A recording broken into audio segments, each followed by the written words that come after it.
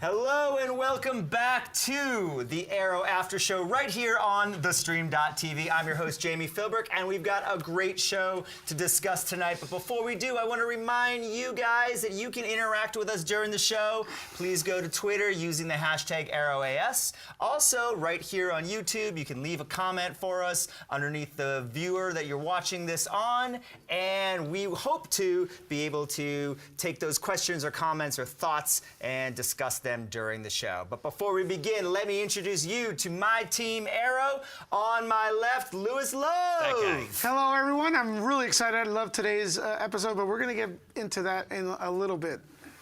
We're going to get into it. We're going to get into it. And over here on the right is Ray Holdridge. Hey, guys. So happy to be back, ready for another episode. Things got dark in tonight's episode, which got me excited. I am amped. I'm glad you're amped. Yeah, I am amped to talk about this. We've got a great show. It actually was a really great episode. It is a very dark episode of Arrow, but we've been seeing where this was progressing all season long, so I feel like this is the right place that we need to be going into the back half of the season. So season 5, episode 17, Kapiushon, I'm probably not pronouncing that right. We think it's a Russian word for hoodie, or hood, which would obviously indicate Oliver. That's what Google's telling me. That's what you found out. That's what Ray found out on the Googles.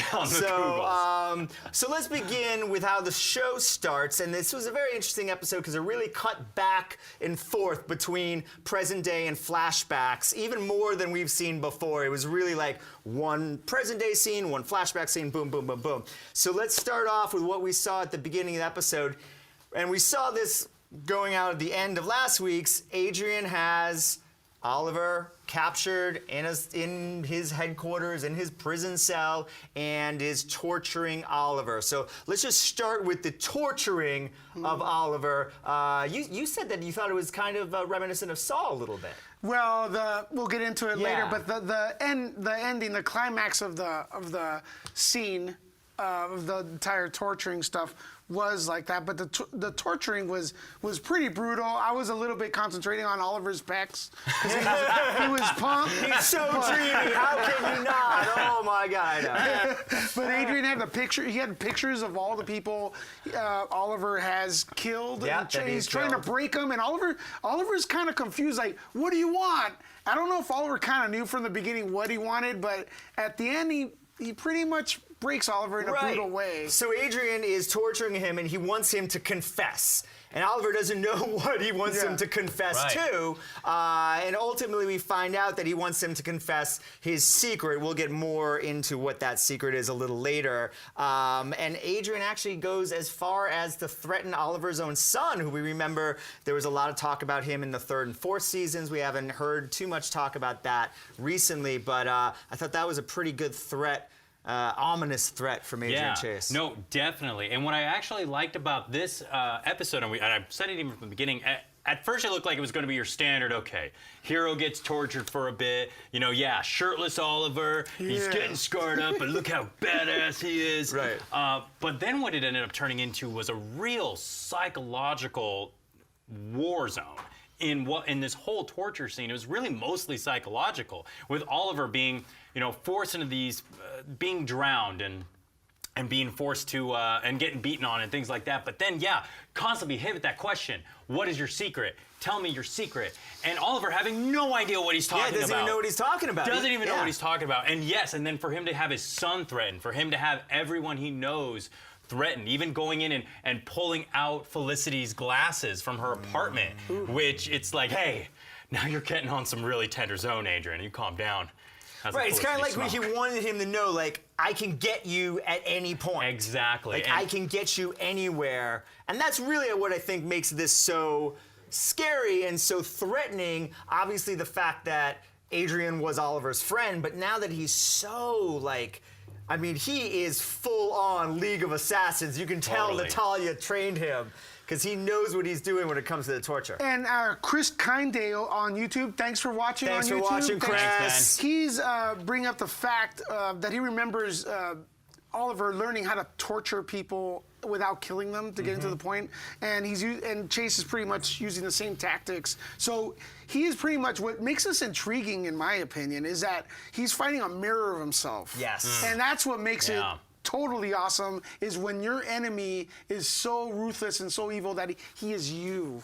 He's you. And that's really illuminated by the cutting of the Bratva flashbacks with the present day torturing, and we'll get a little bit more into that too in a second. But that's where we really see a little bit of how Adrian is the old Oliver in a sense. And I also want to say too, I think this was one of the first times that you really felt Oliver was trapped. Yes. And he really wasn't able to get out anywhere. Because usually, we've seen him capture before and gone through situations, but you always had that sense, he's going to come out at the end, and usually he does. He's just like, all right, I got beat up a little bit, but I figured out a way to escape, punch a bad guy in the face. Oh no, bad guy runs away. But the way this whole scene ends up rolling is you get some great twists throughout the torture scene. And Oliver just felt like he cannot get out. And I think probably because he is fighting a version of him, he wouldn't have let himself escape. That's such a good point. Absolutely right, is that he is ultimately battling himself. Really, the demons within him, which is what Adrian's trying to get out of him, as well as literally Adrian being, in a sense, the original Hood. Yes. And, to go back on his point, about this episode being great, Reverse Unicorn says out of all the CW shows this week, Supergirl, this is the best this week. Oh, man. And that's some high praise because we know the big Flash Supergirl crossover was last night, so we love that. And I do think this is a strong episode. So let's talk a little bit more about this torture. Yeah. And what ends up happening, we see the return of Artemis. So Evelyn Sharp is brought in, obviously, or it seems that Adrian has had her captured, and basically plays a little game with Oliver, puts a knife in the room and says, either you kill her, or if she kills you, she can go free. If you kill her, you can go free. If nobody kills anyone, I'm coming back in this room and I'm gonna kill her. I mean, that's pretty hardcore. And all three of us watching were like, oh, Artemis, whoa. And obviously Oliver doesn't want to do it, but no, that was a surprise. Like the way she came in, and again, that scene, the between those two, so much props to the actors. I really, that was probably one of my favorite moments, was having Oliver with Artemis in the room and pleading, and at one point just you see him really start to crack. And that's what was great in this scene, is you really start to see Oliver, of all people, starting to crack in a way that he hasn't done before. We've seen him get gloomy and dark on himself and, I regret this, or, I can't do this, but now we're seeing his point. He's enraged he's confused. He's confused. He's scared because now he has to kill possibly a child. Right. And I think that there's no escape for him. And that was what made this scene so great. Well, and I was gonna say Evelyn's also shook in this scene when it begins. I mean, she's crying. She's like, I've been here for weeks. I don't know. I'm so sorry. I betrayed you, Oliver. I don't know why I sided with him. And so basically, Oliver doesn't kill her. Adrian comes back into the room and snaps her neck. Let's just talk about that point. Lily. Okay, so if you guys saw real quick, big props again to the actress. Yeah. Oliver, she went to Oliver to stab him. Right. Oliver did some cool, and props to the people choreographing these things. He did some cool twist with the knife that deserves mentioning. It was me as a martial artist. No, I that's totally a real agree. thing I agree, that we skipped. I think. Did he mean to do that, or felt more like it was muscle memory, just couldn't help himself? He did a knife. This is a knife defense attack. When we learn in advanced classes of martial arts. So props to the people. But I wonder if Oliver meant to do that, or if it was just reaction. It was just instinct. Well, with him, it's got to be instinct. Right. Yeah. But he did it, and he didn't kill her because Oliver, right there, he's not gonna kill her. He's still a good guy. He's done some iffy things. He's trying to be a good guy. Yeah. So to me, he's a good guy. I agree. We love Oliver. No, but I think that hits on what you talked about. It felt like a Saw type moment. Okay. Love, right? Yes. Like he was forced to pick, of course. You brought it up earlier. Let's do it. Why did it feel? Could I give out Please what reveal. happened? Let's reveal. Let's do it. Now is the time to reveal. We must reveal ourselves to the We will Jedi. give you the reveal. So in the episode, Artemis, she gets killed. And it turns out she is in on it with Prometheus. She ain't dead. But here's what reminded me of Saw, because if you watch the first Saw, it took place in a room. There was torture involved. There was sweaty men. Right. Just like Oliver was sweaty. And there was someone in the, this is a spoiler, someone in the middle of the room was dead. Right. And at the end, they got up. Right. And it's a fantastic film as well, but it kind of like... Well, we never see Artemis... I mean, we just see him snap her neck and she fall to the ground. We assume that she's dead now, but we didn't really see her. So, yeah, once, sort of towards the end of the scene, she reveals that she's alive and that she's been working with Prometheus. Yes. And this is all part of the plan, which I thought was even more sinister and even more just... awesome on the part of the villain. Could I add one more Please thing? Do. And here's why this scene works so awesomely, okay? We saw Prometheus kill his own wife last week. Right. So we had no doubt he's going to kill a kid. Right. Totally. And that's why we were like, oh... Get in on this, buddy. No, I want to because what was cool. I went with it because I thought, they're probably not going to show the death of a child on TV. It's still CW. They're not going to show something. So I went with that. I was like, she's dead, and they're just not going to show it. But when she gets back up, and she is just so cold. Like, there no more tears. She hates Oliver, and she makes that really clear. She lets Oliver know she hates him. What did you think about that hatred from her? It was almost something that I forgot about. In terms, there's been so much going on in this season with some great characters. I think Prometheus has been fantastic. I'm still interested in what the heck is going on with the vigilante. Where's this guy? And to have Artemis... Don't hold your breath. You're going to have to wait till season 6. I know, right? Jeez. Darn it. But then Artemis was just this great reminder of a character that I thought they killed her off. Like, they needed to get rid of a character, so that's how you do it.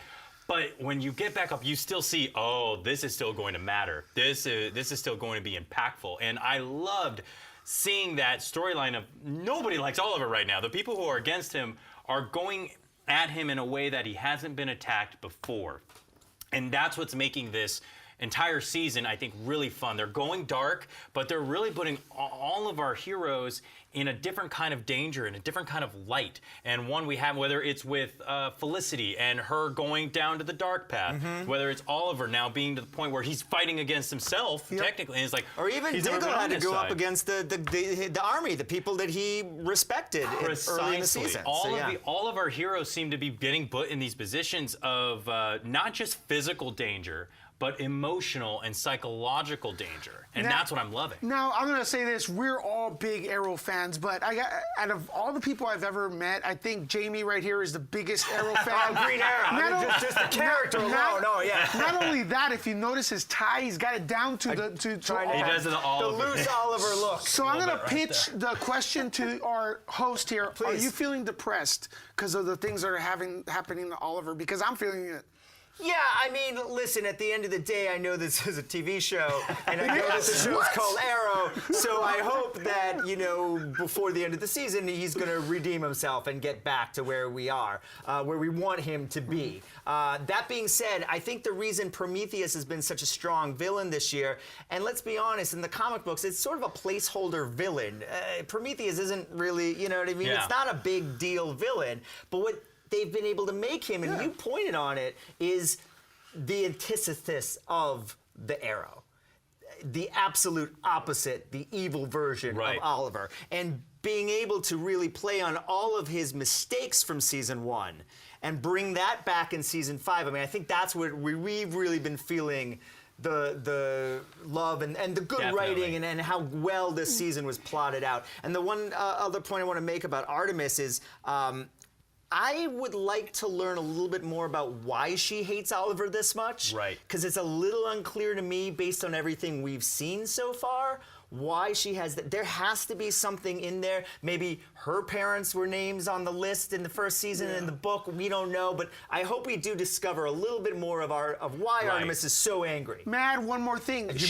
She hates Oliver so much that she had someone give her a black eye. She's like, hit me, I want to look. Remember when she entered the cell? Yeah. She was all bruised up. And those weren't like, just like painted on. She was like, well, my guess is Adrian gave them to her. But she's willing to take a beating to infiltrate Oliver's heart. So now the larger question is, we know from last week or the week before, I forget, that now Prometheus and Talia are working together in the present day. Right. Now we know Artemis and Prometheus are working together in the present day. So my question is Artemis working with Talia?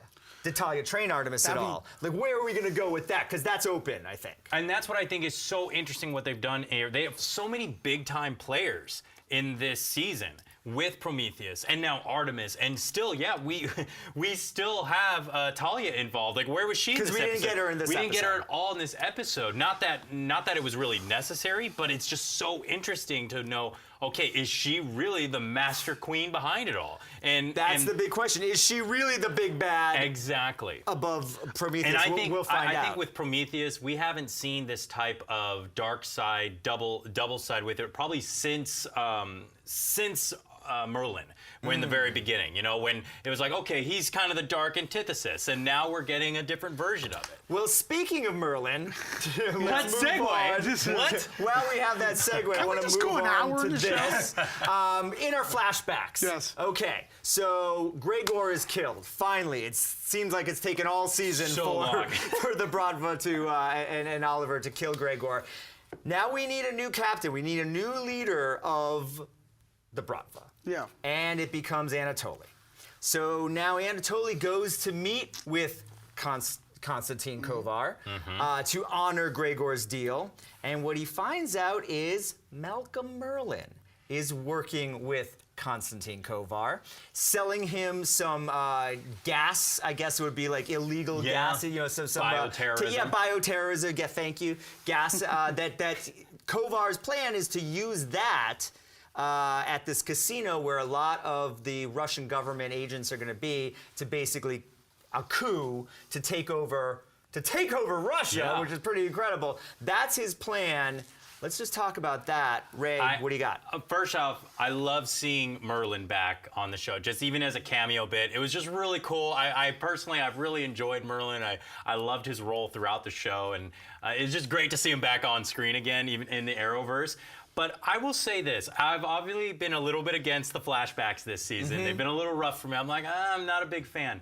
However, this episode, I actually really enjoyed the flashback. And I don't know if it was just because it just picked it up. It's like, okay, here we get into the meat. I don't know if it was because we got to see Drago bust out some I don't know. But I really enjoyed that, and saying that too, it was actually the kind of the main dish in tonight's really episode. Was the main plot line, I think, was the Russia stuff, as we mentioned, intercutting with the torture to sort of illuminate Oliver's past that's haunting him now in the present day, and what that past was. But this episode was really good, and this season, I think we can say, is probably the strongest flashback season since season 1. And I think it was probably 65% of the episode. I felt like it was more definitely. of it. We were more in Russia than in present day. Yeah. But it felt well used, and that's what I like. Like, I didn't feel like I was just kind of waiting to get back to the main story, which honestly for me has happened. But it was a great balance. Usually, I get a Godfather Part 2 feeling where like they're getting into it and then they go to the other stuff. This time, I felt like usually I like the present day more, and then the flashbacks are kind of like, okay, intermission before we go back to the present day. This episode, like you said, you touched upon, it felt opposite. It felt like present day was a little bit of an intermission to get to the flashbacks, because the flashbacks were a little bit more interesting. Well, there were at least a lot of things going on. I mean, in the other one we had the very intense emotional scene, and we saw that coming, which I was very interested in. It's not like I wasn't, but there was just a lot of action and a lot of movement, kind of a lot of moving parts in the flashbacks, which again for me was just a little different. It was great. And then I just loved hearing the Russian scheme, and we're gonna take over Russia. And I really enjoyed Kovar, and I really liked him in that role. No, the Kovar stuff was great, and I loved that they brought Merlin back, and obviously John Barrowman signed a contract over all the shows, so that's why we've been able to see him last night on the Flash musical, and we've been able to see him obviously as a villain on Legends this season. But it really fits in perfectly. This, I believe, would be, because this is Merlin from 5 years ago, so I think he's already trained with Ra's al Ghul. I think so too. But obviously everything in season 1 hasn't taken place yet, so he's probably on, already halfway on his plan to destroy the Glades. Which I feel like is a little wink back, like, hey, look how close they got to sliding past each other. Exactly, and it all ties back to that. Yeah. So I thought it was great to see that stuff. And if you want to see, I was expecting him to bust out and singing because I have last night's episode of The Flash on a loop. You've been watching it on a loop. I loved it, man. Yeah, I did loved too. So then another interesting thing about the Russian stuff this episode I thought was great was really, and this has been one of my favorite things throughout the entire season, is really developing that relationship between Anatoly and Oliver that we've had sort of sparks of through season 2 and through on the island and also in the present day in season 2 and 3. But really now, this season, the writers had an opportunity, and David Nichol, who plays Anatoly, is so incredible. He's killing it. And to see those two really come together and get to develop that relationship has been great. And we get to see a little bit more of that in this episode. Last week we saw Anatoly discover the Hood and say, why you in costume like Robin Hood? Why you use funny voice? You know, we see these things. But this week, less of the jokey one-liners and more of the really telling his friend Oliver, you know, you think this dual identity is keeping the monster at bay, but it's really going to eventually kill you, and all that will be left is the monster. And so I said there's some really interesting stuff. What did you think about that relationship, Lou? It's the awesome relationships of classic legends like Mickey to Rocky. He's not only training them, but he gives them life advice because he's older. And he's telling them, hey, you know, he's already gone through these things, which we may start seeing even more flashbacks is why he's telling Oliver these things like that. Like you touched upon, you know, we know he's also in the mob, so he's a killer himself. So did he learn some sort of lesson that is now he's giving it to Oliver, who he takes as a son, maybe, or as a good friend? Well, and I think with the cutting back in the present day, that was all sort of illuminated a little bit. You know what I mean? There's almost the warnings that Anatoly gives Oliver. We're seeing the repercussions of Oliver not heeding those warnings. And now I feel, now that we finished watching the episode, and I kind of see how these two moments made sense with the torture scene and all that happened in the flashbacks. It was kind of like two trains coming together, and it all makes sense with, like you were saying, with Anatoly saying, hey man, you're going down a dark path. Now what I thought was interesting was like, yes, Anatoly's a Russian mobster. Dude's done some stuff. I'm pretty sure he's killed plenty of people. However, what I thought was great was Anatoly saying, look man, you might think that splitting this is okay and it makes you different, but I think he was saying you gotta own whatever that is. Right. You can't just play in the back and forth and be like, oh no, I'm cool, that doesn't affect me. No, that's going to affect you. If you pretend like it doesn't, or you act like it's no big deal, that's what's going to end up destroying you because you're getting torn apart. Right. And that's what and at least personally, when I was feeling, that's what I was feeling what was happening between those two. And yes, I love their chemistry. And that's what I think we see happening now with Oliver and Adrian in the present day. Exactly. That identity is being pulled apart. Exactly. And I thought that was a beautiful way to combine those in terms of writing. So back in Russia, basically Oliver as the Hood and Anatoly take the Bratva to stop Konstantin Kovar from releasing this gas at this casino to take over Russia. And what happens that is so cool, and we've been waiting for this since we learned that the great Drago from Rocky IV was being cast in Arrow season 5. Thank you, Dolph. Dolph Lundgren, Konstantin Kovar, fist to fist, Oliver the Hood. What'd you think of this fight? Oh, it was awesome. I mean, just Google. I was going to say Ivan Drago. Dolph Lundgren still fights. Oh yeah. He's pulling in thousands of people to watch fights in Europe. You could tell by his stance today. I think it was a great scene. He's a cult classic. He is. I'll let you know. Yeah, but he's a classic. He's a classic. I mean, anyone that grew up in the 80s, you know, between He-Man, the Punisher, and Drago, we love Dolph Lundgren. And we were kind of toying with the idea that he's really Ivan Drago who disappeared after losing. Disappears, comes back as the Russian Rocky underworld. Oliver, a little Rocky Arrow He changes his crossover. name. No. if he dies, they all die.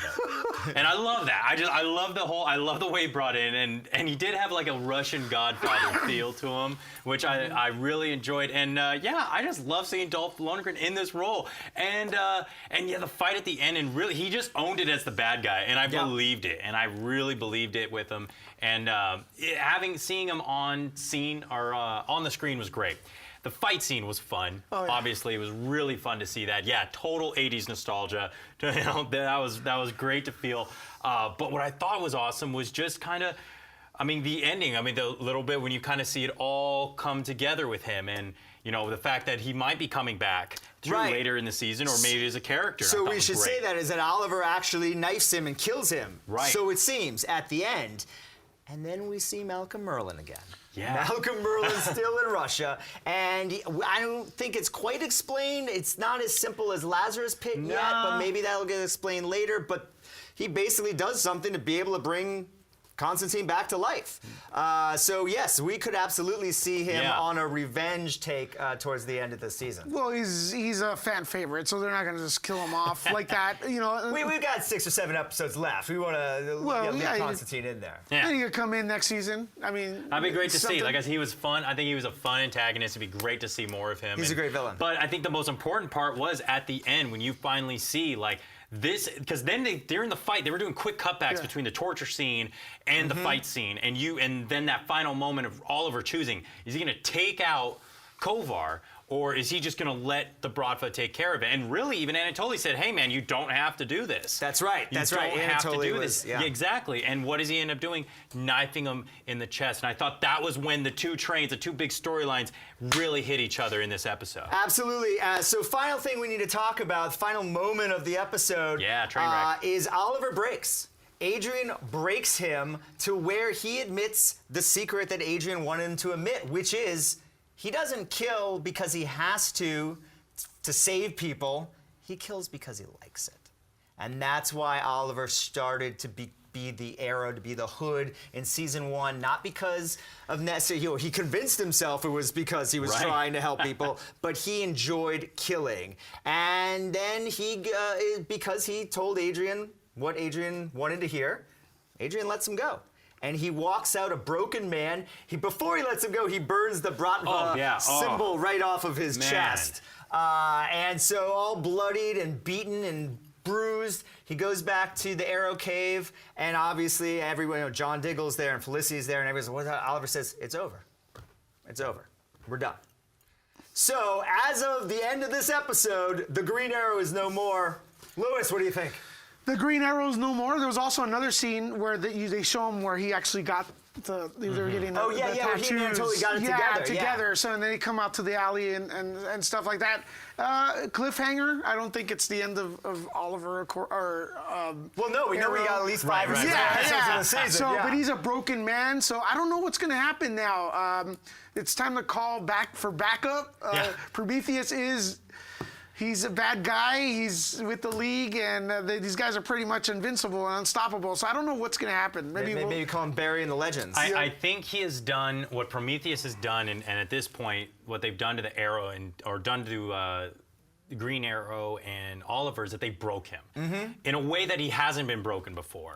And I felt that that's what this episode really was. There was so much going on. What Oliver represented is similar to Batman. We acknowledge he's sort of the Batman of the CW universe. It's like, he doesn't kill unless something happens. He's justice. He may be doing all these dark things, but is he doing it for the right reasons? Well, now he just realized that his reason may not have been what he even thought it was, and it's something different. Because really, if he enjoys killing, what makes him different than all the other villains he has stopped and fought with? That's the big question I think Oliver, the character, is going to be dealing with the rest of the season, and I think Arrow, the show, will be dealing with the rest of the season. I want to add another thing I noticed. In The Flash, right, it's usually Barry Allen messing up and his friends coming to help him. Sure. And in Arrow, to me, it's a little opposite. I don't know if you guys agree. It's Arrow telling his friends, hey, do the right thing, kind of like a mentor. I think now it's time for his friends are going to step up, and especially the way they looked at the end. Oh, yeah. And they're going to be like, hey, you know what? We're going to do this. And at the end, they're kind of like, we got to get we got to get Prometheus and find him, and he's like, no, it's over. I think now it's a time for friends to step up, and that's what we're going to get. My guess would be Diggle and maybe Quentin Lance, and Felicity and Wild Dog, and everyone's going to. And I would love to see, and I know obviously Barry's got a lot he's dealing with Savitar and the Legends, or who knows where they are in time. But yeah, I'd love to see that kind of come together. And I think it would be appropriate because after all, who started everything off? It was Arrow. It's Green Arrow, and it all started with him. So I think it would be great to hopefully see him. It was a cliffhanger. It all started with Oliver, but it all ends here, folks. We're all done. That's all the time we have for tonight. We want to thank you so much for checking out the Arrow After Show right here on thestream.tv. I'm your host, Jamie Philbrick. I would like to thank my good friend, Louis Lowe. What's up, guys? You could keep in touch with me on Twitter at Nuke the Fridge between shows. Nuke the Fridge, there we go. And Ray Aldridge. Hey, guys, thank you so much for tuning into tonight's episode. Tune in next week, hopefully. You can find me on Twitter at RayDallas67. Also on Instagram, just look for Ray Dallas, 2 Roman numerals. Love it. And we want to thank you, the viewer, for checking us out this week. We want to let you know that you can check us out on our Facebook pages, DC TV Universe Crew, as well as the Arrow Cave. We want to thank our good friend Lance Osfresser, who helps us with managing those sites for you guys. So we really appreciate that. Unfortunately, I will not be able to be here next week, but you will be in good hands with Ray and with Louis Love. I'm not going to be here either. How Louis Love ain't Oh my here. God! Ray's on his own. Oh man! But you'll have some other great hosts with Ray next week, and the three of us will see you all back here We will be back. for the Arrow After Show on the stream.tv in a couple of weeks. Thank you so much. Thank you guys. Adios. Super Friends!